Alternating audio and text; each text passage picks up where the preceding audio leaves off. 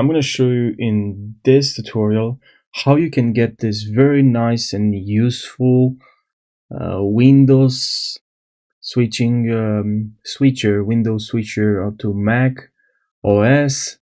So this is a very powerful switcher. We used to have, if before MacBook you used to use the Windows, which was Alt+Tab to switch your window. Now I'm gonna jump right into this video without wasting any seconds. So what you have to do to actually get the same Windows switcher on iOS, you're gonna need this one here. This is the website you will need, and as you can see is pretty useful. So just click on the three dots here,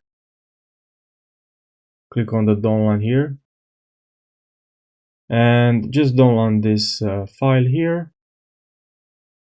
After you install this app, I'm gonna open this app and Alt+Tab, and here in the settings we can see here we can customize a couple of things.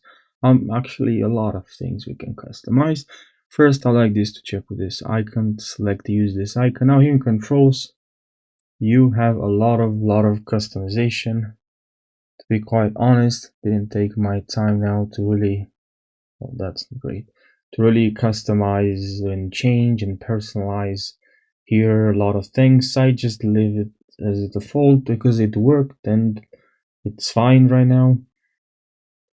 And here now, as you can see, all the options you have. First, the only thing I changed here is the hold to change to the same exact, so it will actually rewrite the official, let's put it that way, the official switch Windows kind of thing we have on MacBook, which is this one I changed to. If it's for you is different and it should be different, just change to this one, I mean, if you want to.